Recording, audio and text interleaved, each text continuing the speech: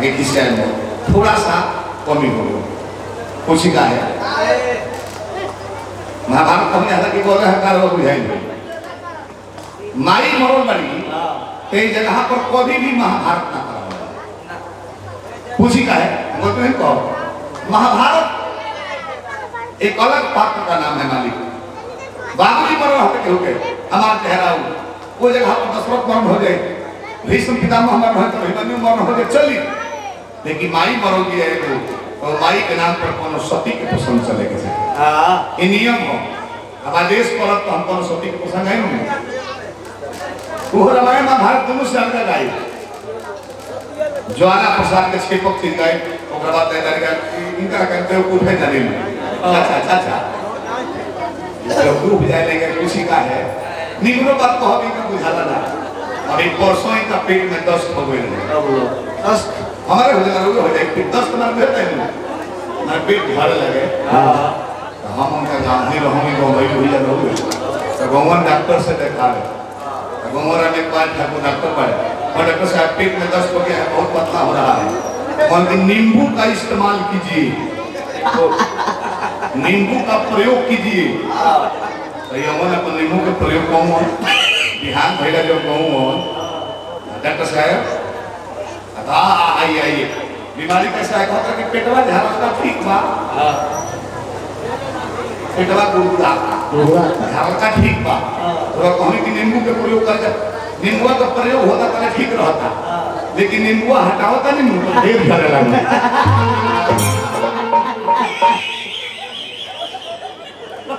अच्छा माना हम भाई गलती कहल कर वो कौन करे पागल हमने नींबू का प्रयोग करने नींबू का रस डाल कर पीने को बोले थे और तुम नींबू का प्रयोग कर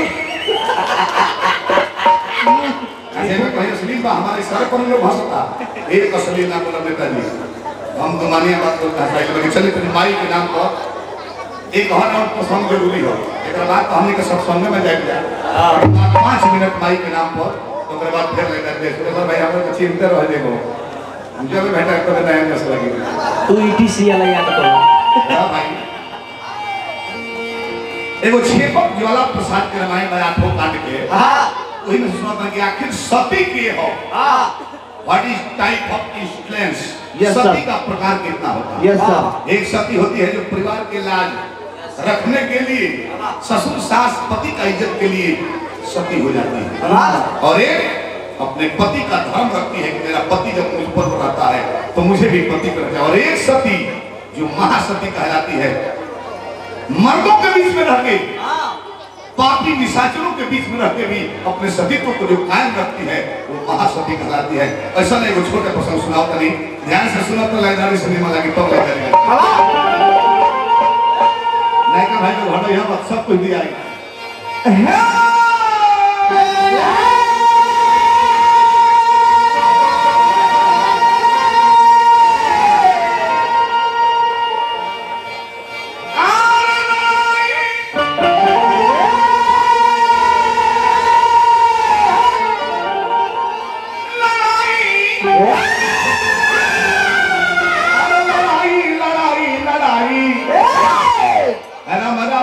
चलता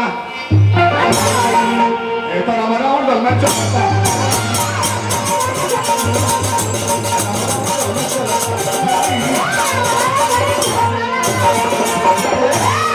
एक और बात धर्मी तो एक और धर्मी एक और बात धर्मी तो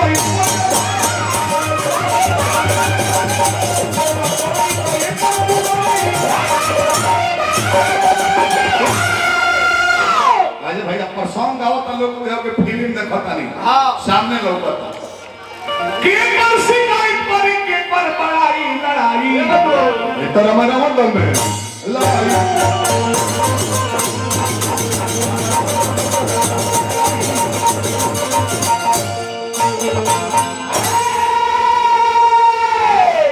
लक्ष्मण जी आके भैया राम से बोले कि भैया दो बार हमने के फंसा दले बने गिना एक बार दोनों भाई के नाक पास में बांधल दरोगा जी तो हनुमान जी गरुड़ जी को बोला के छोड़ाओले एक बार शक्तिवान मार कहलस तो हनुमान जी पर्वत सहित बूटी लेके जिंदा करौले बोले कि हे भैया अगर धर्म का से लड़ता नहीं जा तो आशीर्वाद दो आज मेघनाथ के गर्दन काट के तारा शरण में लेकर डाल दे। जाओ वत्स विजयी हो। जाओ। आशीर्वाद में लौटल बड़े लक्ष्मण जी पर लड़ाई में जाए खाती। आए मेघनाथ अपना बाप की रावण से बोले पिता श्री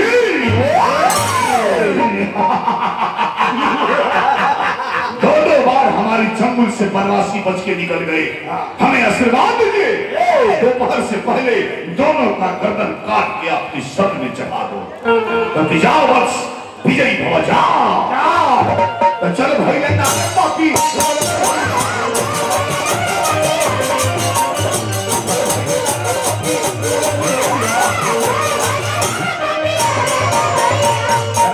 बची है ना। अरे रानवा में बची है मैं कहूँ मुदैया, अरे कहूँ मुदैया। चलो भाई ना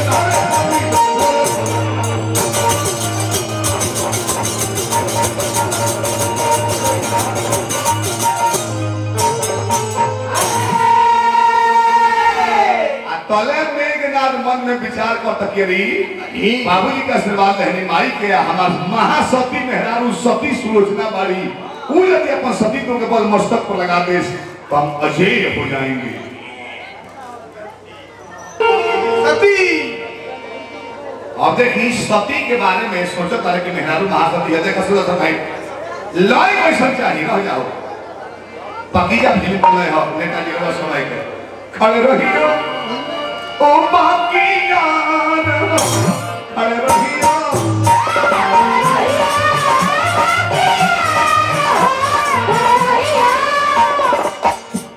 खड़े रहियो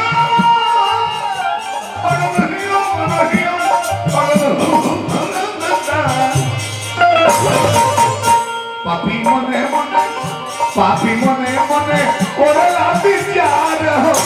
पापी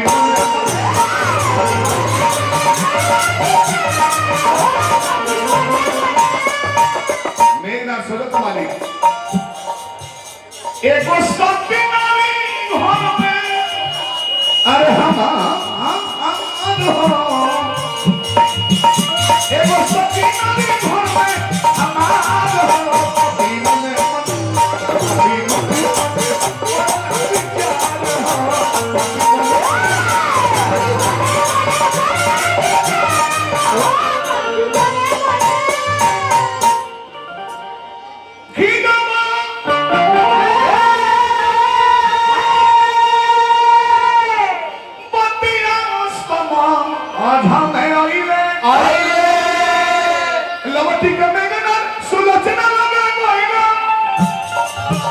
भैया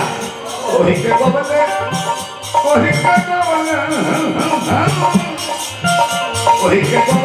अभियंता लाल पपी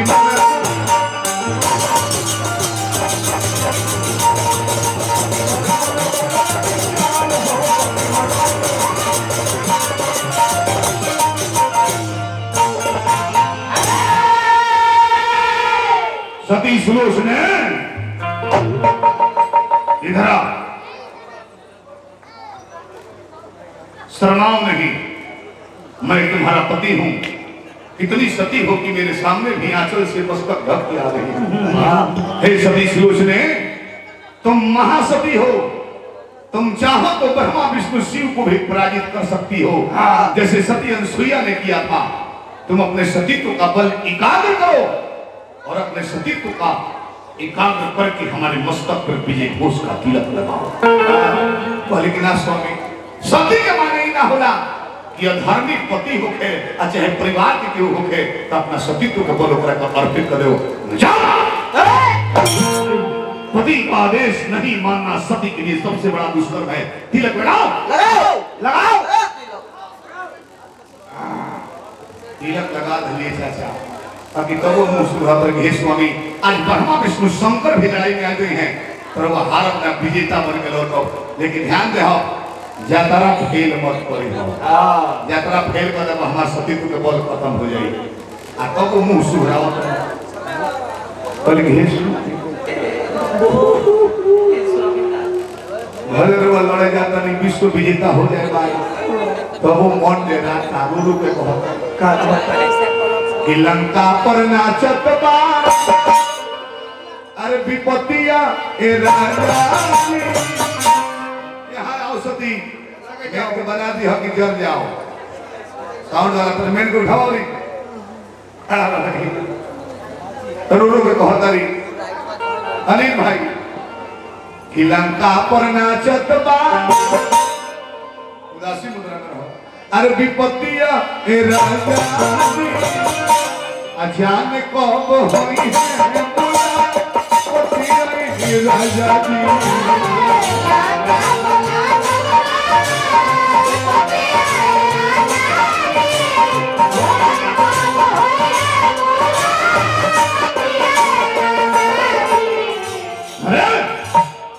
तुम्हारे चेहरे पे चिंता की लकीर दिख रही है तुम जानती हो कौन हो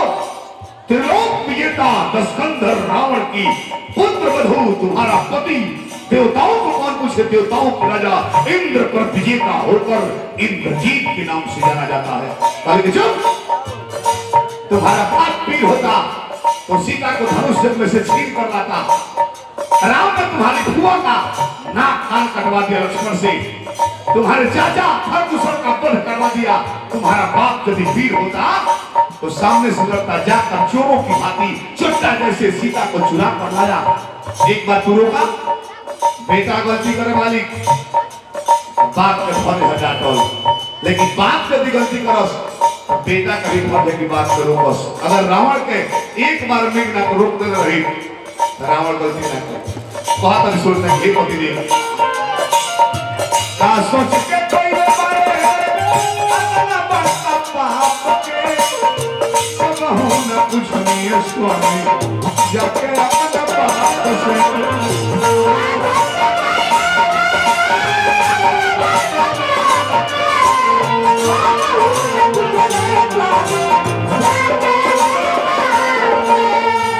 और ले हले दूसरा के और पिया ए राजा जी और ले हले दूसरा के और पिया ए राजा जी जाने कब होई पिया ए राजा जी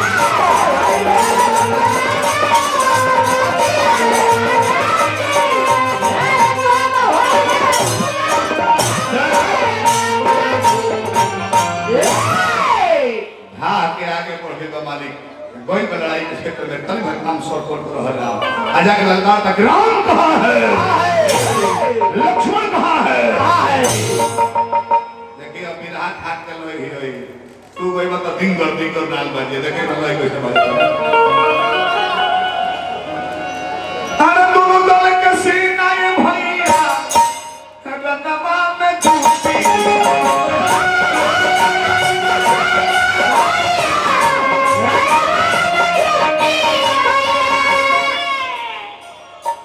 दूर से सनम सनम चलिया बाबा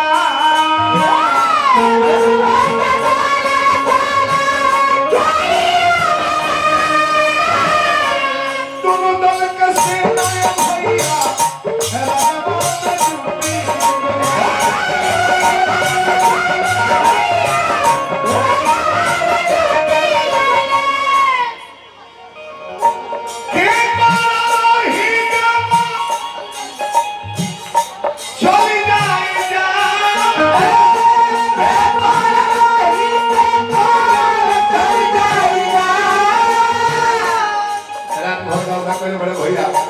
हमारी आत्मा का शांति मिले आत्मा समाधान पुत्र पौत्र बहुत कम हो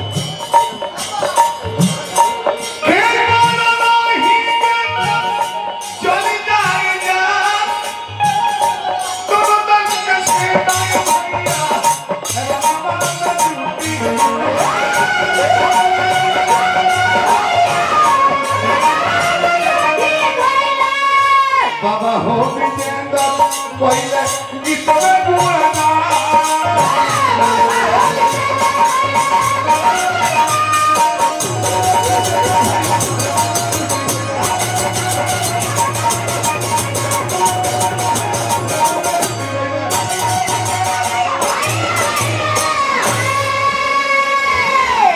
लड़ाई होकर मेघना कहता कि आज हम तुम्हें साधारण बाण से नहीं मारेंगे, आज दिव्यास्त्र का प्रयोग करेंगे। तर्क से तीर निकले बाबा जी धनुष पर जाके ओम ब्रह्मदेवाय नमः, ओम ब्रह्मदेवाय नमः, ओम ब्रह्मदेवाय नमः। बाण पर ब्रह्मा जी विराजमान हो गए, ब्रह्मास्त्र के संकल्प को के चला दिले बाबा। लक्ष्मण जी कहते जवाब दे देते, बाकी जवाब नहीं खोल देते, हाथ जोड़ के खड़ा पड़े। ब्रह्मा जी बाण पर विराजमान हो गया होता है। जब लौगे आए पड़े लक्ष्मण करके, हे प्रभु, हे सृष्टिकर्ता, दुनिया के मालिक ब्रह्मा जी, अगर हम धर्म की लड़ाई कर रहे हो तो आप युद्ध का परिणाम घोषित कीजिए। ब्रह्मास्त्र निस्तेज परिक्रमा को कलौट गई। मेघनाथ देखो कि ब्रह्मास्त्र आज पहली बार ब्रह्मास्त्र को निस्तेज होते देख रहा हूं मैं। कोई बात नहीं, शंकर जी के त्रिशूल चलौले बात वो निस्तेज होकर परिक्रमा को कलौट गई। विष्णु जी के नारायण शस्त्र यानी चक्र सुदर्शन चलौले बात वो निस्तेज हो गए। देखिए जान गए मेघनाथ ये नर नहीं नारायण के अवतार लगते हैं। पहले गलती विनाश काले विपरीत बुद्धि, गलती कइले बा कि लड़ाई में से लौट गइल अपना बाबूजी के समझावे खातिर, ओकरा दिमाग से उतर गइल कि मेहरारू माना कइले बिया। हां आई बाबा के पिताश्री, अरे बेटा मेघनाथ, ना कोई विजय घोष की ध्वनि, ना कोई राजा वाजा, दोनों को मार दिया। लेकिन ना बाबूजी सीता के डोली में बैठा के आप पाइजन लौटा दो। श्री रामचंद्र के कहते श्री मत बोल बेटा, उसकी बाबूजी बनाते गलती मत करो, श्री वाला हईले हमें, दुनिया के मालिक हमें लौटा दो। पता कि इंद्रजीत कहलाने वाला कायर, आज तू समझा कि वो दुनिया के मालिक है। मैं तो उसी दिन समझ गया था, खर दूषण मोहि संबलवंता, मेरी बराबरी के वीर थे मेरे भाई खर और दूषण। जब उनको बिना सेना के नाम ने 14,000 सेना सहित दोनों भाई को अकेले मार दिया, मैं तो उसी दिन समझ गया कि दुनिया के मालिक का अवतार हो गया है। अकेले जाकर लड़ता तो सिर्फ मैं कर जाता, लेकिन मैंने सोचा विभीषण मेरा भाई भगत था, लात मारकर उसे भगा दिया ताकि राम के शरण में चला जाए, आने वाला उत्तराधिकारी लंका का हो। और अपने खानदानों को तारने के लिए सीता को चोरी करके लाया ताकि दुनिया के मालिक राम लंका पर चढ़ाई करें, आए और हमारे खानदान को वीर गति को प्राप्त कराए। और तुम मेरे किए कराए पर पानी फेर दिया। बाबूजी राजनीति के सहारा लेकर लड़े, समझावे। आज की लड़ाई देवता लोग विमान पर चढ़ चढ़ के देखी कि दुनिया के मालिक भी सामने आ गए, तो इंद्रजीत मेघनाथ भागा नहीं, वीरों की भांति युद्ध किया। गोहिल बा दोनों दल से लड़ाई होकर लगल वाली। अब ओकरा देख लेते हम जतरा फेर पहले वाली आइना सती सूरज ने अपना सखी से मतलब के सखी आज हमारा पति के दुनिया में केहू हराई ना, अब वो नहीं जान कि पति जतरा फेर पहले। हां अब होत कबा माली बतियाते बड़ी सती सूरज तकले होत कबा तबले, अरे अंगना में गिरल कोट, अरे हाथ में सखी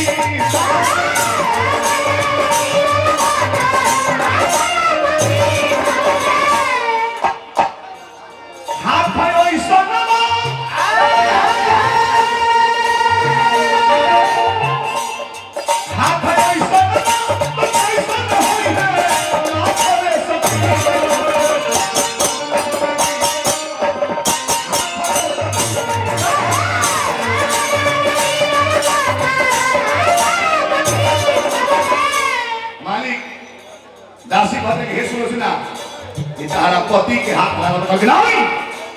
आज मेरा पति विश्व विजेता कर देगा।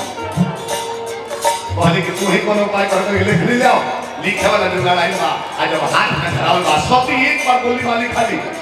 यदि मैं अपने पति को छोड़ के किसी भी पराये मर्द को अपना कुछ नहीं जानती हूँ तो ये कटा हुआ हाथ बयान करे। बहुत भाई के हाथ वाला लिखे लगा कटा लगा से भैया सिकंदर आए 100 रुपया पुरस्कार देने हार्दिक प्रणाम। आठवां लिखा था कि हे सती सुलोचना, मैं तुम्हारे पति का दाहिना हाथ लक्ष्मण ने मुझे काट दिया, मेरा मस्तक काट के अपने दल में रखा है,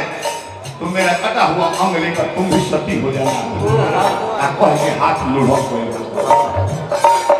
लवली सती दिल सती लखाए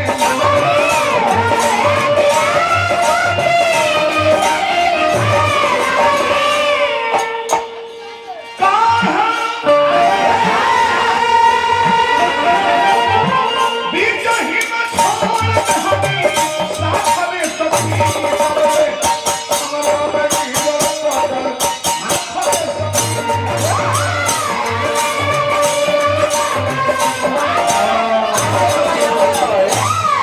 लहरी या लवली रोड या लेके बांध अपना पति के सती शुरू से ना चल गए बड़ी कहा राम के तने मंदोदरी रोकली रावण का नाम बोली जब जाके डोली से उतर बड़ी सारी बांदरी से नालो हंसा तक मेघनाथ के मरते सीता जी के रावण लौटा दरस विभीषण कहे चुप रहो वो हमार भाई हो हां हमार भाई हो लास्ट ले पंचायती नाम माने का है जले पटक के दम भर कढ़ाई नाम मुआवल न गई हां तले वो जीवन भर के ऊपर मन ले नहीं के आई बढ़िया के प्रणाम कोई राम के लक्ष्मण के विभीषण चाचा के अगले हे प्रभु मेरे पति का कटा हुआ मस्तक मुझे वापस कर दीजिए सारी बांधने से राज चंबा में पड़ केरी जान कोई रावण के दल के लोग ने खेला कि मस्तक काट के कितना फुर्ती से लक्ष्मण जी अपना दल में रखते बड़े कैसे डाल लू हो कैसे डाल लू मालिक है कल बाय ये अंगना में गिरल घर पर है लिख लो सब तब महासती बड़े हनुमान हां मुड़ी लेके आओ ले आओ अब मुड़ी लेके जाके कहलो कि अगर कटल बा है लिख सकता सती बाड़ू हां तो कटल मुड़ी के हंसा दो हां और सती जान के लौटाते हम जा नहीं तो तार सती के गति लगाए दे हां अब मस्तक जब देख ली तो सुना हर हर दूर गिरे लगो जब मस्तक के सामने देवता लोग के औकात ना पड़ता देवता लोग के राजा इंद्र थर का बोले हां आज वो मस्तक के समय के मार देखी धूर धूसर भइल बा कि वो पूछे वाला नहीं थे जन में चमेली के तेल ना मात्र है आज की पूछोइया आरोलो भद्र के हे पति देव अंतिम इज्जत राख लो इज्जत तोहरे हाथ में मां के हंसी ना हो अरे हंसी ना हो पति के बदल मात रघुनाथ के सजा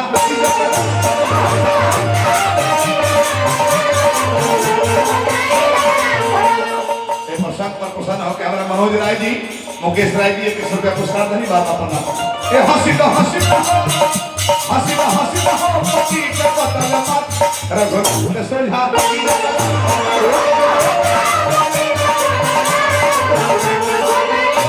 अरे हंसो जल्दी से ना रहे बोलता शॉट में मारो जैसे कि 1:45 से अभी 20 हो गई बात हमारे घड़ी में 35 मिनट हो गया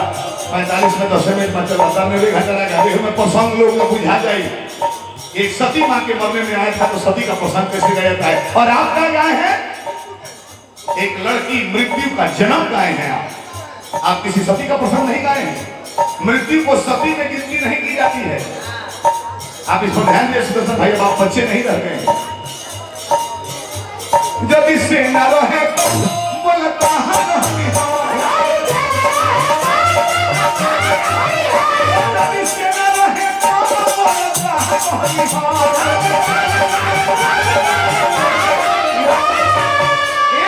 अपना बाप के सेना मंगा के लंका के दिग्विजय करा देती और तोले मुड़ी ठठा के हौसल में कटल मुड़ी आदमी सेना लोग जाना कि रे मायावी हो फिर जी गोल का भागल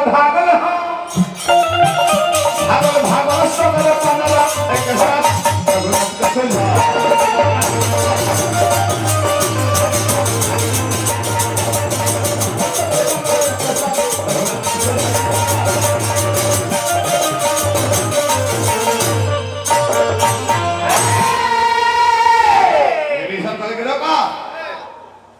मुड़िया कहता कि अरे तू कह रही है कि तू अपने बाप की सेना मंगाती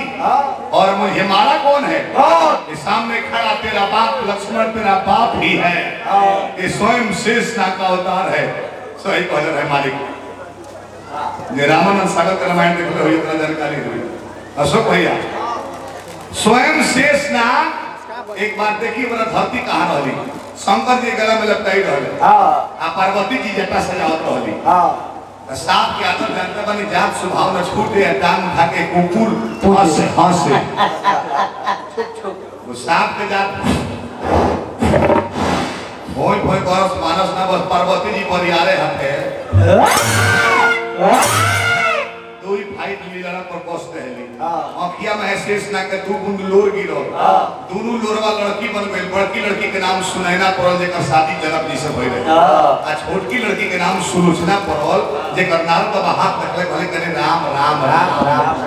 एकर शादी तो राक्षस खानदान में नहीं खता कहले कि बाबा एक उपाय कहले कि तपस्या तपस्या से समस्या के निराकरण हो जाए। तपस्या करे लड़की गई बड़ी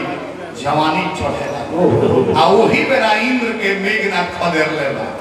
देख ले तो कहले कि हम देवता लोग खातिर तपस्या करतनी आ हे देवता लोग के राजा के हई खेदता। सबसे बड़ तो ई बा नजर मिलल दिल मिलल रथ पर उठा के बैठा लेलस आ लेके भागेला। शेषनाग गन ले जाके लड़ाई कइले सारा देहिए बाण से मार के झांझर को देले। ब्रह्मा विष्णु शंकर से नाम है तो वरदान रहे कि 12 बरिस के अन्न पानी तिरिया मन मेहरान आ निंद्रा से दूर रही हुए ओकरा के मारी ओकरा के रामो जी नाम रखते ओकरा ऐसा ब्रह्मा के वरदान रहे। शेषनाग के झांझर दे बदल में घसीटत जाके शंकर जी के तपस्या कइले। शंकर जी दर्शन देले वरदान मांगो कहलस कि हम वरदान ही मांगत बने कि मेघनाथ के बोध करे कहले कि पगला गइल बड़ो तार दामाद जाओ जो पुत्री अपने बाप की इज्जत पगड़ी का ख्याल नहीं करे उसका विधवा हो जाना सबसे सर्वोत्तम है। मारो तुम्हारा भोला बाबा आशीर्वाद कर बड़ा वरदान दे भोला बड़ा वरदान दो कर दो वरदान देते हैं यही मरवे विष्णु राम बने हैं तेजा का लक्ष्मण बने हैं। लक्ष्मण बनने के बाद 12 बरिस अन्न पानी क्रिया से दूर रहियो सुखी हो वह तेरा बाप शेषनाग की लक्ष्मण हुआ है। 14 वर्ष के वनवास में 12 साल तक न भोजन किया है न पत्नी के साथ सोया है न निंद्रा लिया है न पानी पिया है। इसलिए तेरा बाप शेषनाग मेरा वध किया है कह के मुड़ी लोग कहले हे पति देवी जब रात रहने राम से मुड़ी मंगली जाए लगली कहले हे प्रभु एक ही बात बता दी कि हमारा सतीत्व में कौन कमी लगे हमारे मांग ले कहले कि पागल हो गए ये लड़ाई मेघनाथ लक्ष्मण के नाम हो दो गो सती लोग की लड़ाई हो हर सतीत्व अच्छा लेकिन तारा सतीत्व से बेसी सतीत्व दिखा देली लक्ष्मण के मेहरान उर्मिला वनवास के बेला हाथ पर दीपक मार के आज ले दिखाने खातिर के अपना स्वामी के दिखा दी आ कहले चौपट के एगो गोड़ भीतरी का एगो बहरी कान में आवाज आता तुम्हारा पति राम के साथ वनवास को चला गया। वो सती बिना खाए पिए आज भी दीपक लेकर अपने पति का इंतजार कर रही है कि मेरे पति राम के साथ लौटेंगे दीपक दिखाऊंगी। तुम्हारा सतीत्व कम हो गया तुम्हारे मांग का सिंदूर उजड़ गया और लक्ष्मण बचा मनवा में तजा के गिर गई हरि के चरण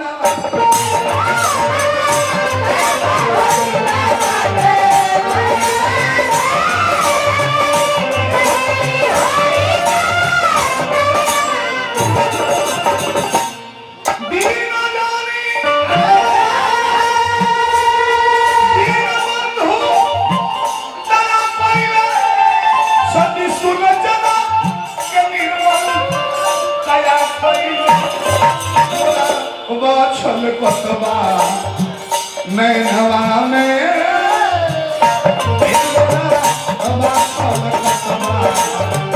नैनवा में